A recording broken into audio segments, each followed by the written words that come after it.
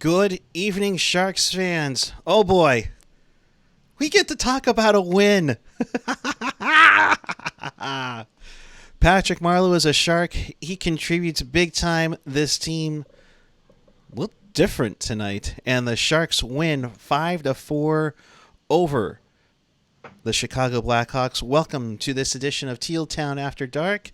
This is your live and interactive Sharks postgame show, and of course, we do this for you to have fun on the social. So, join us and fellow Sharks fans in our YouTube chat on the page or the app.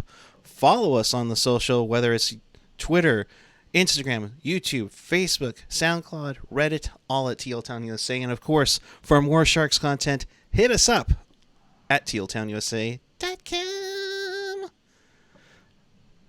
Joining me tonight, he is the not quite angry Canadian robot. That is Mr. Ian Reid.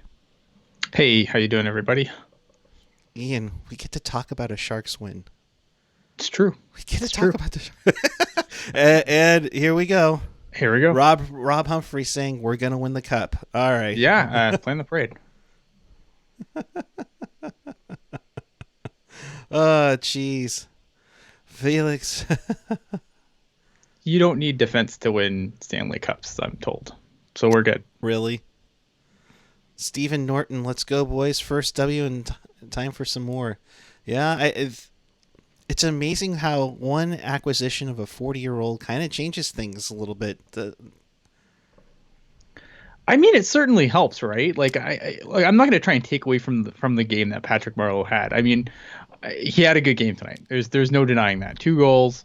He looked like he hadn't, missed a beat considering no training camp or anything like that. But a lot of other guys I thought had some really big games too. I thought Timo Meier had a hell of a game. A lot of those, both of those Marleau goals, Timo Meier might not have gotten an assist on, but he was a big part of why those pucks went in the net.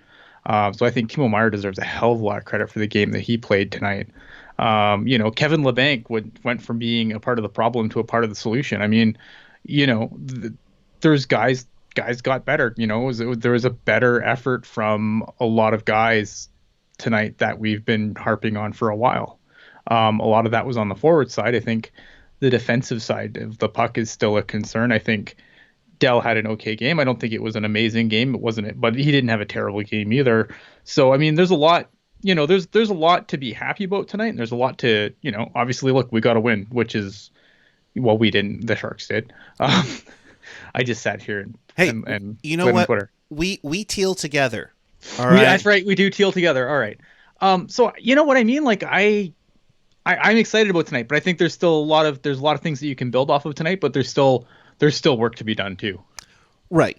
I mean, you do give up 4 goals again. I mean, if you were giving 4 goals up and giving out pizza, everybody at Round Table would probably be bankrupt by now. So long old Sharks joke. My bad. All right. So let's get at it. So the Sharks finish up a 3-game road trip in Chicago. Also, while it's the debut of Patrick Marleau, it's also the debut for Kendall, Coyne, Scofield on the broadcast. She begins on the freaking against her hometown team, the Chicago Blackhawks. So, what a way to come in! All right, let's get at it. I thought the Sharks really had some nice pressure early on. Including that top line of Couture, Marleau, and Meier. And an interesting one, too, Ian. Mm-hmm. All 3 lefties. Yeah. I mean, this is just what you're forced to do when, when you're trying to throw stuff and see what sticks. Sometimes, and I thought, look, for the most part, I thought that, I didn't really notice Couture so much. I mean, I noticed Timo Meier, like I said off the top, Timo Meier had a hell of a game. And I think that was good. It was nice to see guys just energized. It looked like they were more into it. They didn't get discouraged when they gave up that first goal. And even some of the subsequent goals where I think they could have easily just dragged their butts back to the bench and sat down and said, "Woe is me, we're terrible." And right. I'm sure I'm sure we were definitely giving them a little bit of that on the Yield social media, but. Yeah. they stuck with it. Like I said, there's a lot you can build off of in this game. Definitely. Marleau, we're getting some quotes now out of the locker room. Marleau, we just kept battling back. It was fun tonight. That's good indeed. Chris, JWS, good evening, sir. When you're reeling, gutting, that slump buster is everything and the hardest thing. Yeah, Yep. completely agree. Didn't start out too well again for the Sharks at 5:07. Yes, just barely past that 5 minute mark. Kubalik gets his first NHL goal from Sod. It's the second time a player has scored their first NHL goal against the Sharks this season. And thank you to Sheng Peng, Mm-hmm.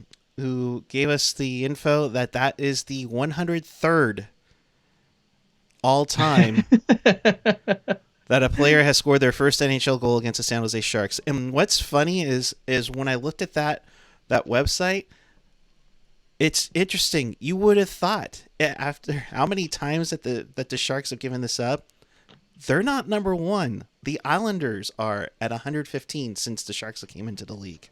Well, I mean, we're too close to it, right? Like it's obviously it's one of those things where you can only, you have to be there to like appreciate it. And I think that, it's definitely something that we've been able to joke about far too often. Yeah. But it doesn't surprise me that, this isn't something the Sharks lead to. I think it's just something that we're too close to it to really see the big picture, which is fine. I mean, I don't think it was ever really something we said as like an actual, something that's indicative of bad for the Sharks. It was just kind of always like, oh, there we go. Just another Randy G. Patty also saying there were a lot of players that made me look good tonight. Oh boy, yeah, that's a good one. EK65 had a rough night as well. We'll get to that on there, but yeah. So makes it 1-0. Kubalik 5:07 in. I think that's, I'm not mistaken, like the seventh time in 13 periods that the Sharks gave up the first goal in the first 6 minutes into a game. Just crazy. Just Yeah. crazy indeed, and obviously unacceptable going down the road. But then a break, indeed, at 11:21. Former Shark and Barracuda, and honestly, let's call it what it is. The guy who scored the greatest goal in Barracuda history, Ryan Carpenter, takes an interference call while interfering with Erik Karlsson. The Sharks set up a power play early on, and Kevin LeBanc, almost behind the goal line, gets a power play goal. Yes, Ian, a power play goal. Yeah, look at the power play the power play the last couple of games. I mean, that's the thing, right? I mean, when you're a team having the trouble the Sharks is, you kind of have to, you have to focus on what positives you have and, and hope everything kind of clicks. And I think the one positive from last game was the power play, even as dreadful as the last game was. The one positive was the power play. I think, and the Sharks, you build off the things that you can build off of, and eventually everything else will fall into place. And I think that, if you look at some of the things the Sharks did tonight, you could tell. I mean, there was definite confidence that had been built, and Kevin LeBanc taking that shot. I mean, we complained the other night, last game we complained because they had the 3-on-1 and then they just all passed it, right? And I think that once you kind of you get that kind of one that kind of bursts the dam a little bit. And I think that's what happened on the power play. They got that power play goal. It built some confidence. And guys, when you're feeling good, you're going to start shooting more. You're going to start doing, you're not just going to pass and hope someone else can, do the job for you. You have the confidence to shoot. And I think that's what happened with Kevin LeBanc. He took a shot. It was a crazy, crazy angled shot, but I mean, it went in. And sometimes, that's what you need. I completely agree, indeed. Jared asking, am I wearing my Marleau sweater? Yes. Oh, there we go.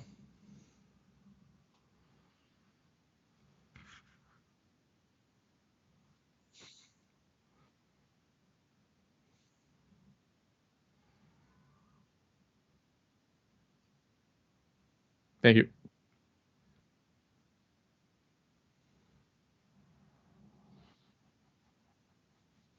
for just $5. Right.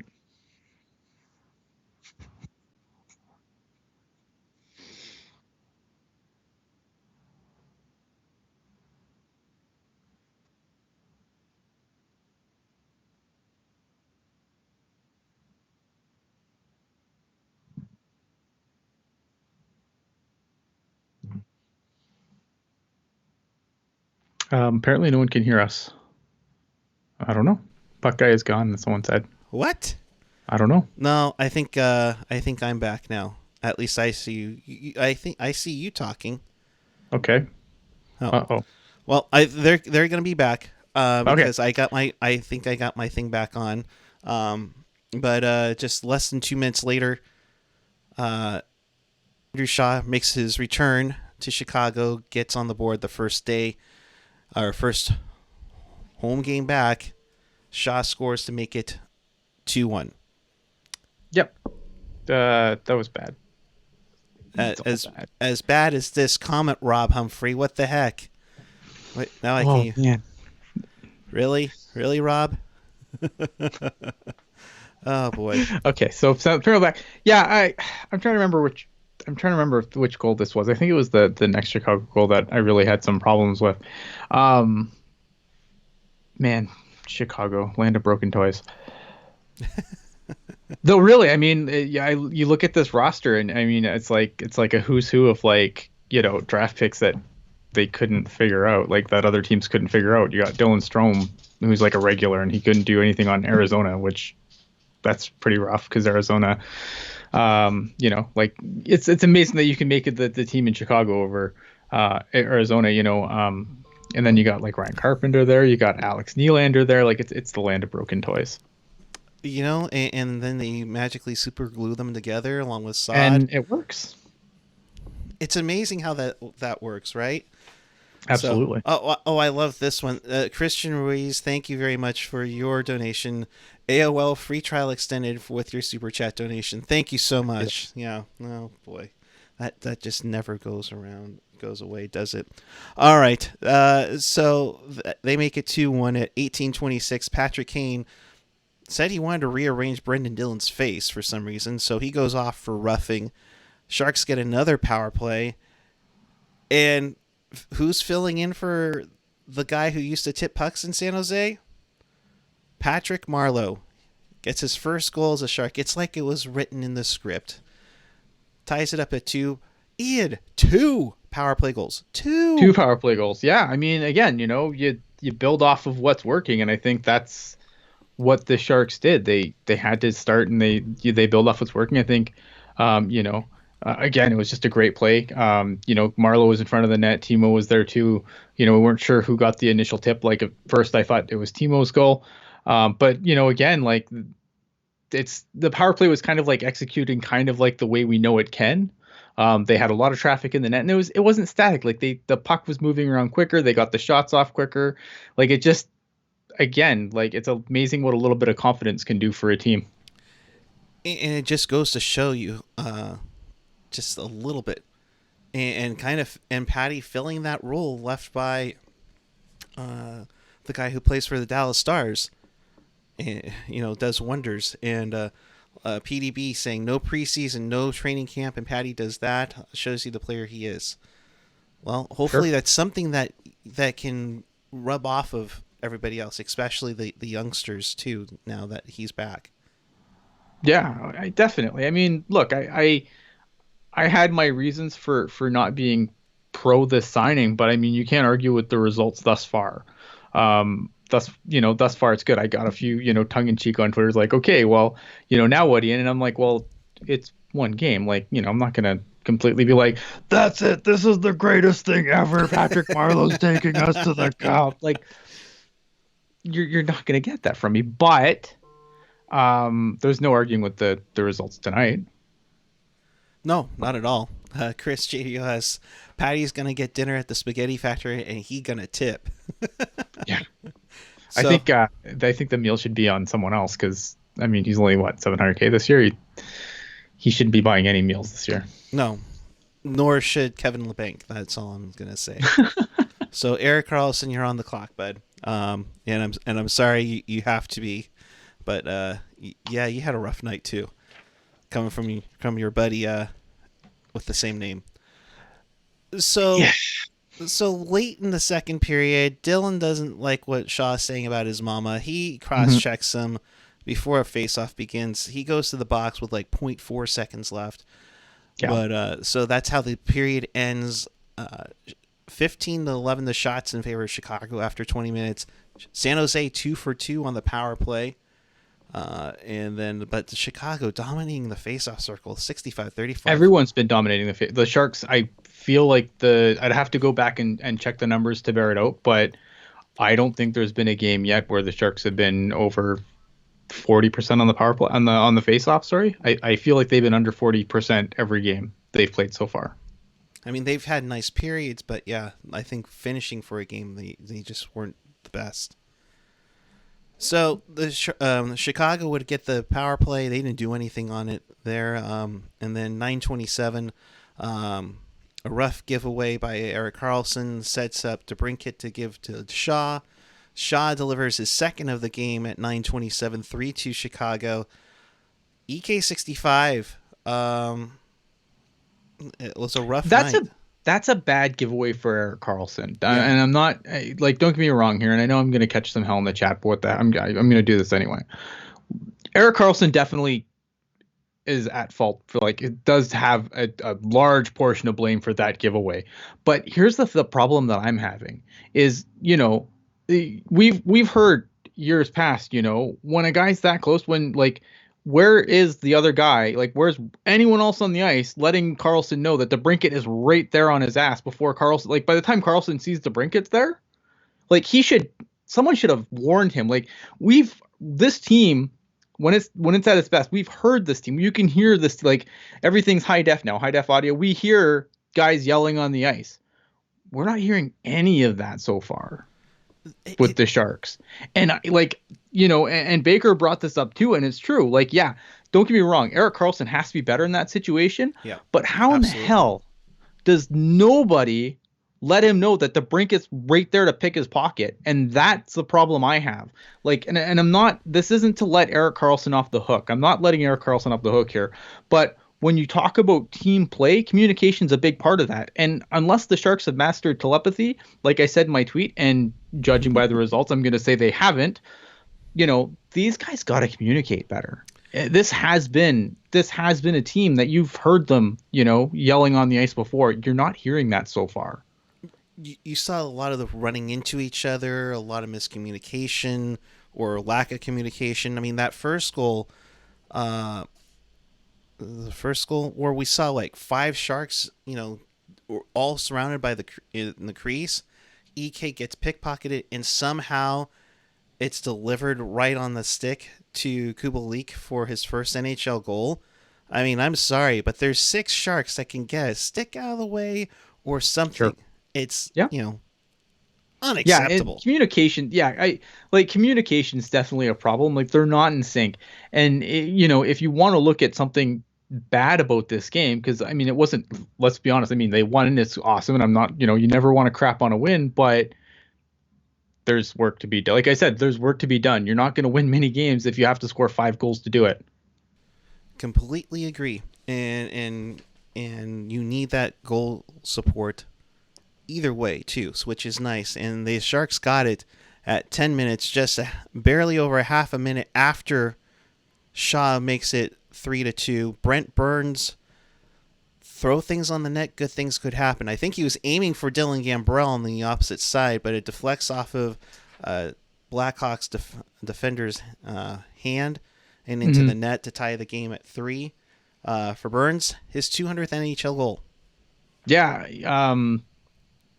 Again, it was a good play. It was nice to see the Sharks get on the board. Dylan Gambrell's a guy that I was really critical of early in the game. I thought he got, I'll give the devil his due. I thought Gambrell by the end of the game actually had a pretty good game. I didn't really like the play on that first goal, and I pretty much eviscerated him on Twitter. But I you know what? I'm not saying that he's shown enough consistency yet to be on the NHL roster, and I still kind of stand by that. But I'm going to give him some credit. I thought by the end of the game, he actually played an okay game. It wasn't a great game. It wasn't a Picasso by any stretch, but it was better than the verbal ass whooping I gave him on Twitter to start the game. That's right. We have an angry Canadian robot that will give you a verbal ass whooping. Don't mess with the Ian Reid. So Burnsy makes it 3-3, and then at 12:14, you just talked about Dylan Strome earlier. Here he comes in and makes it a 4-3 hockey game for Chicago. Just when I thought that the Sharks really had taken momentum back, Chicago comes back from a goal that was assisted by Patrick Kane and Gustafsson. Gustafsson with 2 assists on the night for Chicago, but a little bit of a backbreaker. But I would think, Ian, that it was just one of those things where they could have fallen apart and put their head down and be the typical Sharks that we've seen in the past, but they kind of felt, like, okay, we're still in this. Yeah, they stuck with it. Credit to them, they stuck with it. And, thankfully Chicago was showing the same attention to detail on defense that we were. Like there was equal commitment to playing defense on both sides. And that definitely worked to our favor tonight. But no, I mean, look at, did they stick with it? Absolutely. I thought that for some guys, their game got better the longer the game went on. Mostly on the forward side, I think we still have a lot of concerns on defense, but I really liked what I saw from a lot of the forward core tonight. And you had the line blending, of course, going for a little bit there. Sure. But, I mean, that's a given, especially with the new guy into the lineup. And it showed, And at 17:46, that Patrick Marleau guy does it again from Meyer and Burns to tie this up at 4-4. And there's that relentless pursuit of getting a victory. Yeah, Patrick Marleau, I mean, just showing the veteran savvy that I think the Sharks had missed a little bit. Like it was a really simple play. It would get the puck on net, go to the net, put puck in net. Like it's pretty much hockey 101 there. But it's something that the Sharks just, up until this game, they just couldn't seem to execute. There was just such a discombobulation. The simple play was generally, you had people that couldn't make the simple play, and then you had people trying to do way too much, where I think, Patrick Marleau just, he made the easy play. And that's not a knock on what Marleau did. I think that's great. That's what you have to do to win hockey games. And it's usually easier to make the easy plays. I mean, you don't need to be all fancy and everything, Nope. So you don't want to do too much. I mean, there was times in the first 4 games where guys tried to do too much. I think a guy who's been really guilty of that is Tomas Hertl. Tomas Hertl, there's been too many plays, I feel like, where he's tried to do way, way, way too much. And I think one of the prime examples of that was that 3-on-1. Yeah. That was just a nightmare. AJ with the interesting one. Sharks lose number 8, then lose 4 games. 8 + 4 = 12. # Illuminati.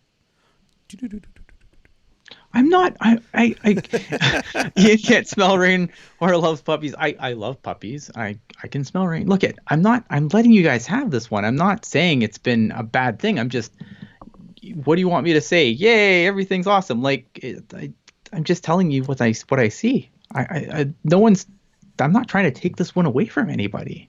No, not at all. I mean, and if everything was awesome, well, we'd be Legos talking to you on YouTube. No. It's good. They won. I mean, I'm happy. We won. I'm not disappointed we won. I'm just saying, if the winnings to continue, these are the things that have to happen. Yeah. And I think they built momentum off of that goal from Marleau. Chicago took a penalty late in the period. Shaw went off for cross-checking. The Sharks had the shot edge 23-22. They still had the only 2 power play goals of this game. Face-offs, they're getting a little bit better, 57-43. I thought their game was coming on strong. So look at by the end of that third period, I agree with Peter DeBoer. The Sharks looked as good in that third period as they have this at any point this season. Like that was the best they've looked. They looked in that third period. Like everything, the puck seemed to be finding guys, and they looked like they were playing a lot looser than we've seen them play this season. I mean, everything was clicking for them, and it's and like I said, a little confidence goes a long way. And it certainly showed in the third period, where I thought they played their best period of the short season so far. But 4-4, and you get a goal from Barclay Goodrow, from Thornton and Melker Karlsson. Turns out to be the game-winning goal. It turns out to be their first lead of the season. Nice to get some, secondary scoring, I guess you could say. Yeah, absolutely. I mean, there's a puppy. See, I like puppies. I like dogs. Like, I don't know what's wrong with you people. I think I hate everything. You don't hate everything. You might be angry at times. I might be angry at everything. Barclay Goodrow, I've been kind of singing the praises of this whole season so far. Barclay Goodrow's had, Barclay Goodrow has been one of the best looking guys on the ice. I think that's really good for him. I think if Barclay Goodrow is the best looking guy on the ice, you have problems because you have far more talented people in the lineup. For what Barclay Goodrow brings to the team, he brings it well. Like, a lot of people have been upset because he's been slotting in, top six the last two games. And it's like, well, Kevin LeBanc has had, until tonight, he's had some pretty rough games. Patrick Marleau slots back in. I can understand why you want to start him in the top six to try and get things going. Barclay Goodrow, I mean, I felt that he earned the extra ice time. Obviously, like, he shouldn't be a fixture in the top six. And if he's a fixture in the top six all years, I think the Sharks have problems. But he earned his time there. Right. And he made a contribution to it, and you take what you will. As we've always learned from all those old Sharks Foundation ads, in life, as in hockey, it takes goals to win. Yeah, absolutely. Yeah. So we have Marleau here. Marleau, you played a heck of a game tonight. Did you what brought into it? Yep, you were relentless. You were poking around the puck. You were not standing still, right? Yep. All right. There you go. Thank you. That's right. Who else has a post-game show with Marleau in it? Not us. I mean, we just said. I mean, yeah, that's. Yeah. So, looking at the final shot totals of the night, Sharks outshoot the Blackhawks 34-30.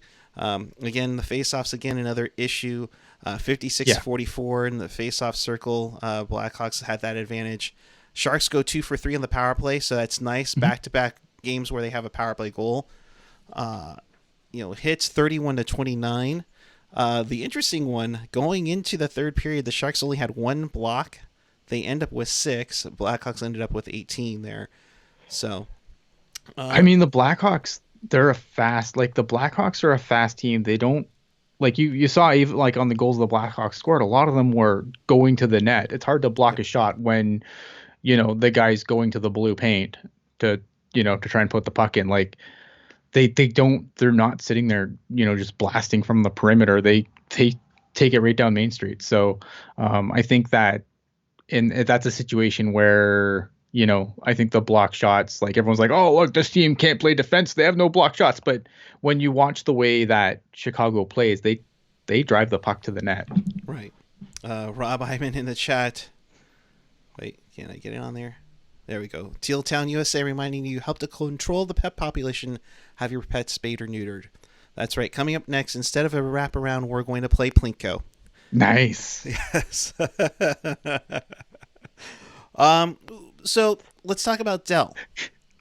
Sure. You all right? Christian Weiss, get your VGK fan spayed first. Oh, no. Oh, jeez. Oh, wow. I'm sorry. So let's talk about Aaron Dell in his night. 25 saves on 29 shots. Excuse me, 26 of 30. 867 save percentage. Apparently, PDB hasn't decided who's going to start Sunday when they come home against Calgary. Arundel was good. I wouldn't say he was great, but he was good. He got the job done. Right. I don't think he was great. I don't think there should be a controversy at this point. Like, I don't know. I know Peter DeBoer's playing his cards close to his vest and he doesn't know who he's playing next, but there wasn't anything in this game where I'm like, oh, well, Jones clearly lost the net now. Not that he's ever going to with Peter DeBoer behind the bench, but he was good. He got the job done. He wasn't great. He wasn't spectacular, but he was good. It was good enough to get the W there. So right, yeah, it was good. Like he made some good saves. I'm not, again, it wasn't he didn't have a bad night. He just didn't have a great night. Right. Sometimes you let in 4 goals and win. And Arundel, to his credit, there was a couple of opportunities at the end of the game there where Chicago was really pressuring and Arundel held his ground. So I mean, hats off to him. And he had a couple of nice saves late in that third. Yeah, exactly. He made timely saves. I completely agree. I'm not crapping on Arundel here. He had a good game. I don't think there's much more to it than that. I don't think there's suddenly a goaltending controversy in San Jose. I think, yeah, okay, good. Let's see who starts next and go from there. Right. A lot of comments in the chat. AO12345. Dell is all right. Definitely not adding him in fantasy hockey. Right. Rob Iman. Cornish is going to start on Sunday. No, he's not. He'll start tomorrow for the Barracuda home opener. Get your tickets there at sjbarracuda.com. Okay, listen. If we're following the St. Louis model, like everyone tells me we're following, you can't call Cornish up until at least January. So, all right. Well, then in the meantime, Matt Ronco suggests Sexsmith. I don't even know where Tyson Sexsmith is now. Right. I'm gonna find out. I wonder if he's even still playing hockey. Right. AJ Strong. PDB isn't naming a goalie since DW has been talking with Nabokov about coming back too. Oh, that would be crazy. If a crazy goalie and a crazy goalie. I mean, just if Nabby and Hurdle ever had a podcast or a talk show, oh my gosh, the accents would be crazy there. I'd listen to it.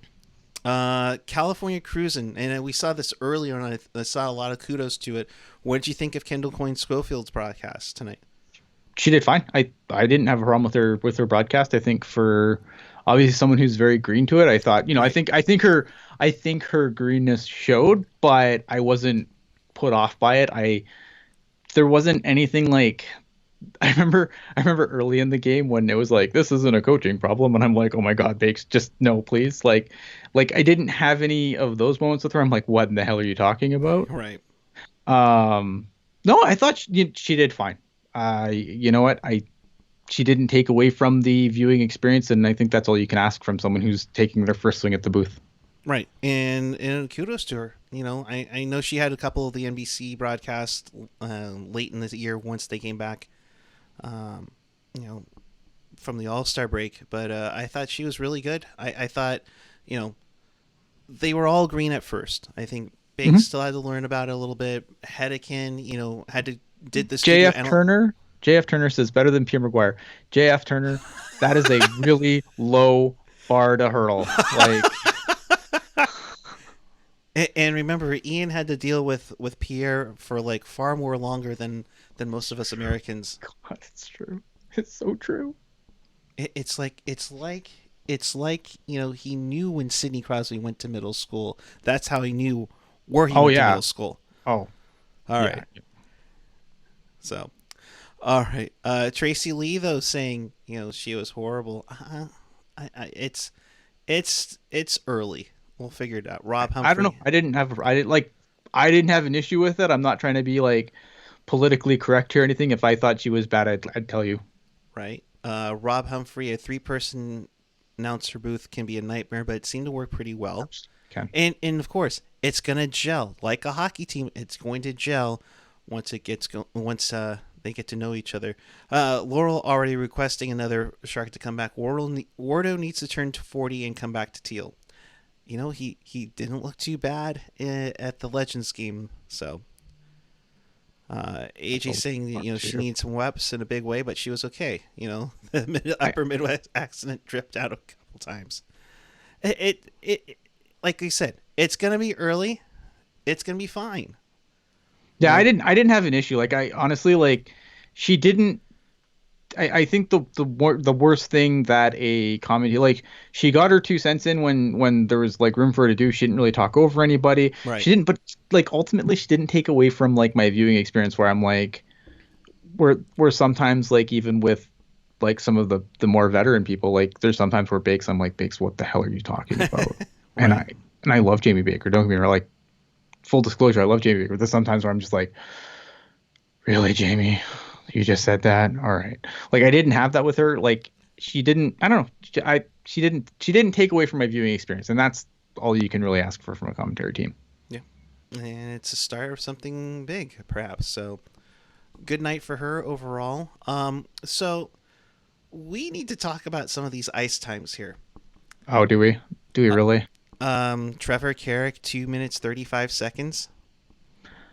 What? Peter DeVore.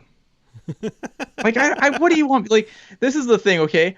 Like we won a game. I don't want to pick Nit. Okay, who else? Who else? Okay. Well, I mean, you're Tyken 736, Leon Bergman 411. Here's a funny thing. You know who the leading assist was tonight? Dylan Gambrell. Yeah, with 2 assists on the night. He played only 857 and was their best face-off guy. Well, like I said, Dylan Gambrell, I'm not convinced should be in the NHL right now. And look at having a good end to the game isn't going to really change. It's kind of like it brings me back to that preseason game where everyone's like, "Oh yeah, Dylan Gambrell, 2 goals." Blah, blah, blah, blah. It's like, what did he do the rest of the time? Nothing. Right. Dylan Gambrell, look at this is a guy who I was very high on. I still think he has time to figure it out.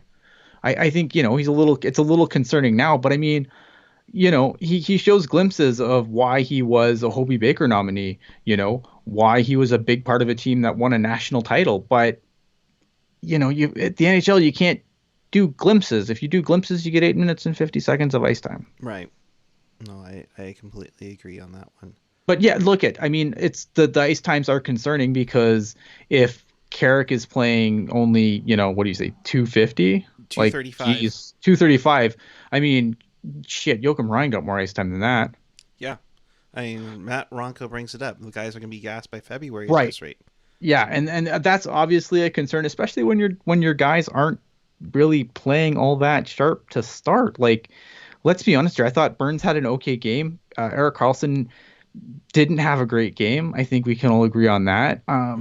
The thing that's going to fix it for these guys isn't more ice time. Isn't going to be playing 40 minutes a night until Carrick's a placeholder. Let's be honest here. Carrick's a placeholder. Tim Heed is apparently injured. I haven't seen anything official to that effect, but so I'm told.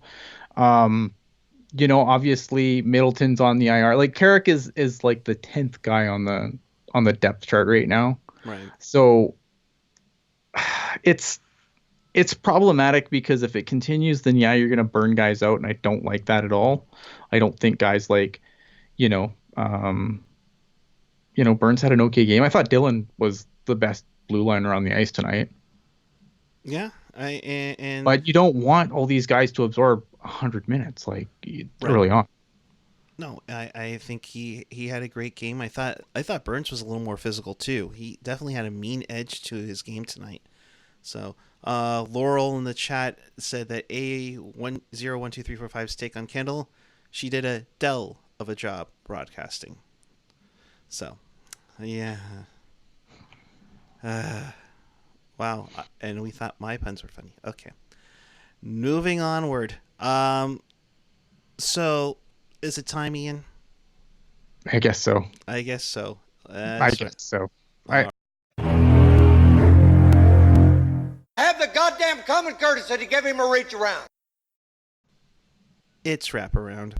All right, so it's wraparound time. Let's get to the action tonight in the NHL. The Desert Dogs. Oh, Ian. Right. are up 3 goals on the Vegas Golden Knights. They are up 4-1 on Vegas. Hjalmarsson getting the late goal late in the second to make it 4-1 there. Indeed. The Toronto Bay Maple Bolts had held a scrimmage tonight in Toronto.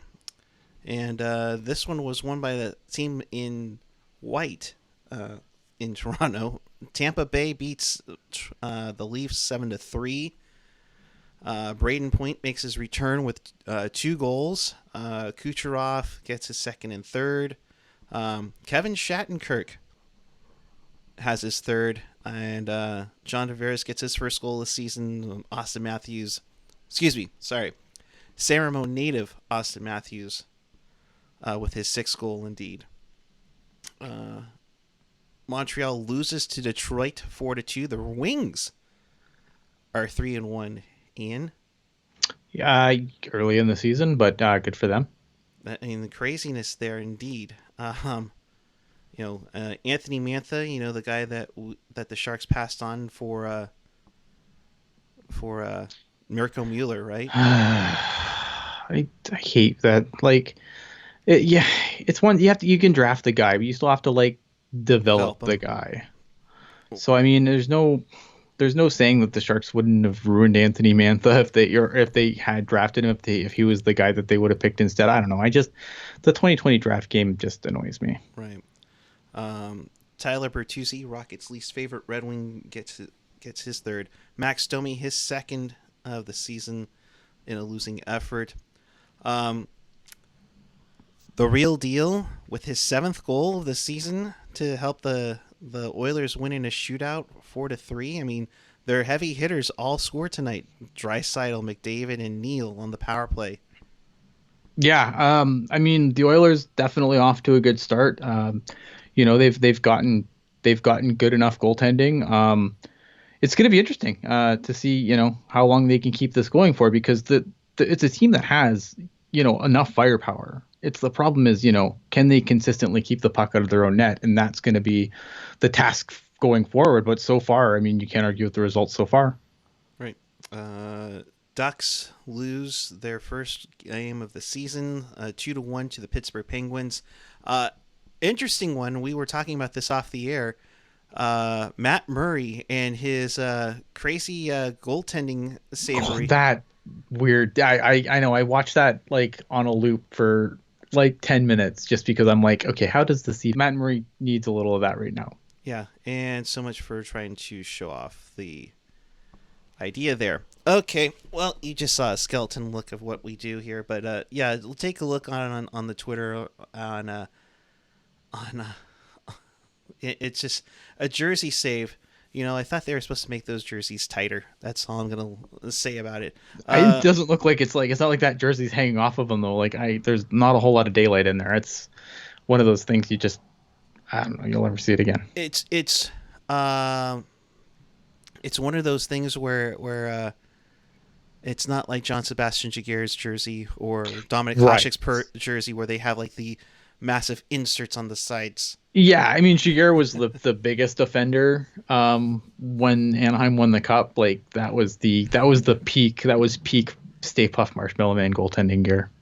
Christian Ruiz with a $2 super chat. Thank you very much for Reach Around Audio. I giggle every time. It's wraparound, so you're welcome. Back to the night on Frozen Pond as NHL.com decides to, there we go. 6-4, the Blues beat the Senators. A plethora of goal scorers for the Blues as they go to 3-0-1 on that one. In Nashville, the Predators beat up on the Capitals 6-5. Another crazy one here between Rinne and Holtby, but they're handing out goals like crazy. Ovechkin gets 2 goals in this one. Ryan Johansson gets a couple.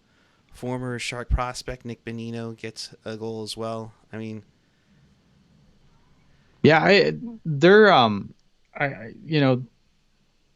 a lot of firepower on both those teams, and definitely was on display tonight.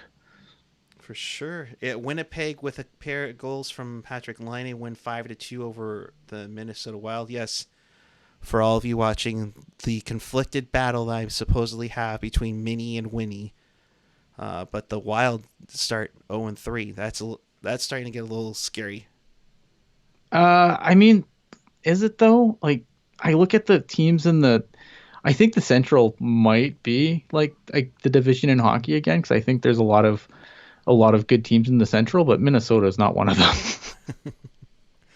them.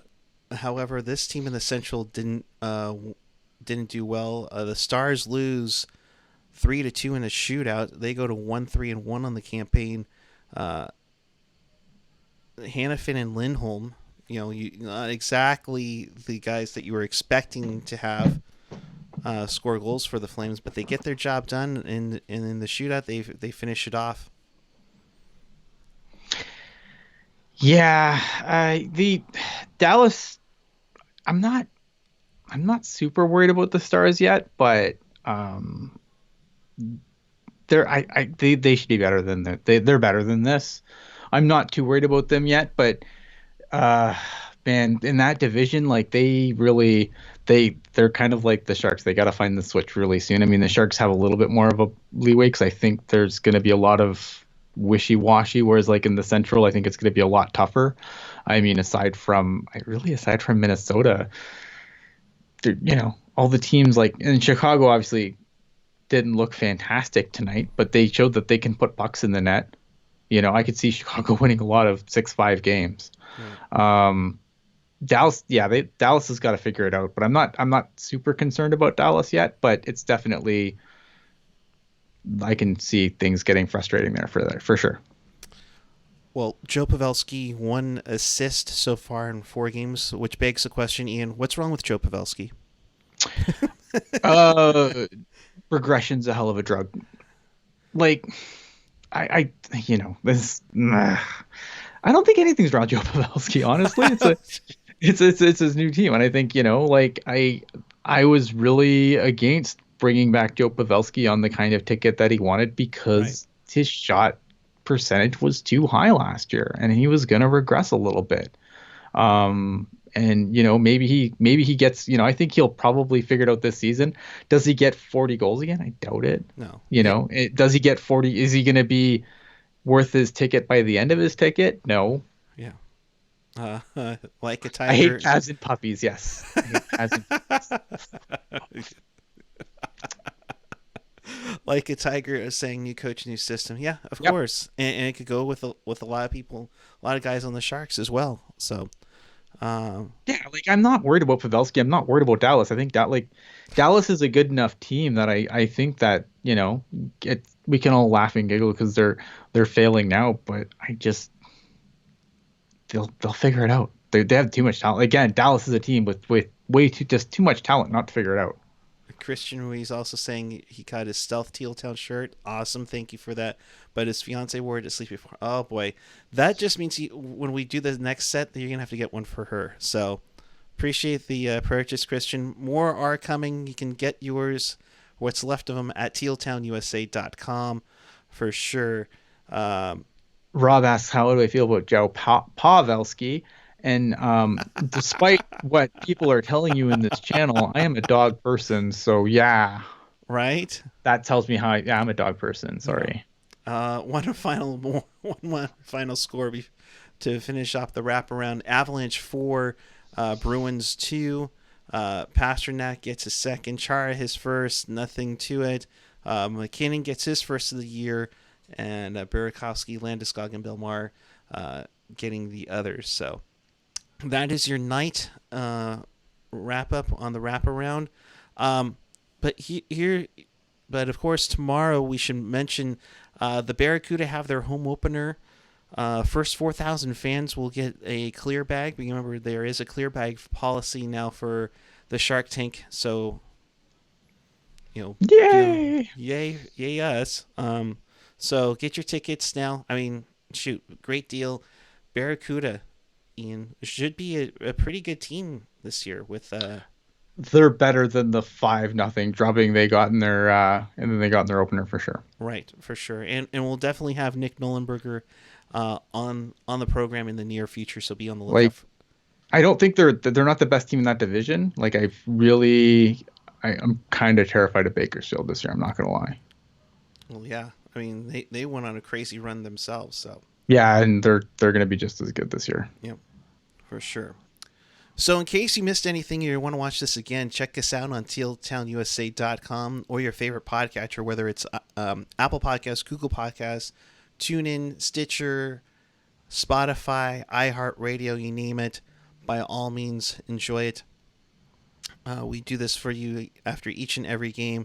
Don't forget, AJ dropped down the brand new Pucknologist, which the guy to my left here did a phenomenal job on the panel last week, so I appreciate that. Wait, no. Yeah, this way. Yeah, right. This way, sure. Okay. Yes. So, so we appreciated that, as we appreciate Ian Reid. I was like, I thought maybe like Tony Granado did a good job on the panel. I'm like, damn. That's right. Tony Granado and Timo Meyer and Owen Nolan, and of course Dania Super and SJ Sharkey. So, oh, by the way, don't forget to vote for Sharkey in the Mascot Hall of Fame. We got to do that. So, Ian, as always, I appreciate you immensely for coming on. I'm sorry if I rained on everyone's parades. How I dare guess. you? I'm sorry. How dare I? How dare I bring, balanced game analysis? I don't know. Jeez. Your final thoughts on where the people can find you.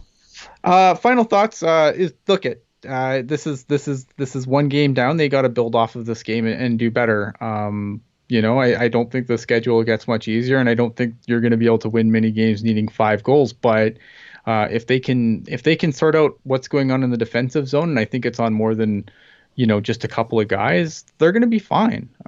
Look, Pacific Division's terrible. The Sharks, I mean, it's not going to take much for the Sharks to climb back up in this division, and we can all laugh at these 4 games when they're the last 4 games like they're a distant memory. There's a lot to build off of this game, but the thing is now is they have to actually build off of it. Like Patrick Marleau, the Patrick Marleau boost. Now he's gonna be back, and you have to find new things to pump you up. And now it's about getting all that teamwork down. Like Jared Barry just said, need to eliminate turnovers. Get all those horrible, bad communication plays, all that out of your system now. Work on that. You have a couple of days now to you're going to go home and have a night off. Come back Saturday for practice. Sunday they'll be back in town, which will be a 7 p.m. Notice it's a 7 p.m. start, not 7:30. So be on the lookout for that. I'll be at the tank sampling some goodies. Thanks to the lovely people at the Shark Tank for inviting myself and AJ. So free food plus hockey. I will probably be reporting live from the Shark Tank for After Dark there. So Ian, they can follow you at where? At Ian Blogs Hockey on Twitter, or at Ian Hates All Your Favorite Things. All right. Of course. I'm gonna make that. I don't know if that can be a thing, but I'm gonna go and try and secure that Twitter name before all you bastards take it from me. Ian Hates All Your Favorite Things. Dang, that's a long handle. I don't think I can have that at, but we're gonna find out. Ian Hates Things. Okay, that's great. As for me, you can follow me at PuckGuy14 on the Twitter and the Instagram. You can always also follow us on the social right here. So Facebook, Twitter, Instagram, SoundCloud, YouTube. YouTube, thank you so much, people. Over 1,740 likes, 23 likes on the podcast. We really appreciate it. Apparently, the shortest podcast ever would be Things Ian Likes. Okay. It would be. It'd be a very short podcast. So, puppies. I hope that's one of them. So, with that, we'll close it out here. Thank you for watching. If you haven't already, subscribe on the screen below. Check out all our stuff to your right. We'll be back with you on Tuesday. Keep it real, keep it teal, keep it real teal. Have a great night, everyone, and thanks for watching.